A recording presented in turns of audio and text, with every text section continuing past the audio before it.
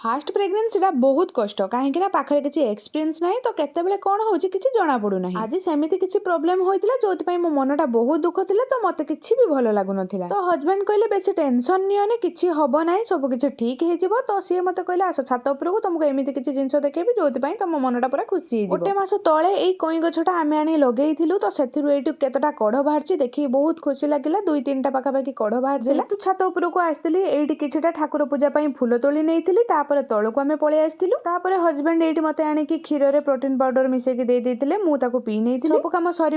मुझे रेडी हो जाती ड्यूटी जावाई आज हॉस्पिटल गोटे फंक्शन थिला तो कौन थिला चलतु मुझे आज थिला थैलासीमिया डे तो आम डिपार्टमेंट रे आज थैलासीमिया डे सेलिब्रेशन होउतला तो ये छोट छोट पिला माने सब ड्राइंग करुले हॉस्पिटल रे ड्यूटी करिबार एटा गोटे बड़ दुख कि जेतेबेले एमिति छोट छोट पिला माननकु थैलासीमिया कि कैंसर होइतिबार देखुना बहुत कष्ट लगे तापर हमर एटी लंच टाइम हो जाइतिला तो आम एटी लंच करनेइतलु तापर सब काम सरिबा परे ड्यूटी मु घर को रिटर्न करी आस्थिली घरे आसी पहुंचबा मात्रे मां मते माछ भाजितिला तो सेटा को आगो आनी देई देइतिला तापर खंबाळू टिके भाजितिला तो कहला तू ने एटा खा बहुत बढ़िया होइछि तो सेटा टिके मु खाइ नेइतिली तापर मां रो मोर एटी किछि समय गपसप करबा परे आमे चल जाइतलु रोसेई पई मां तो मेनली रोसेई करथला तो मु ताको एटी टिके हेल्प कर दउतली राती रे एटी बहुत जोरे वर्षा होतला तो आमे जल्दी जल्दी खाइ नेइतिलु तापर आमे सोइबा पई पळि आस्थिलु।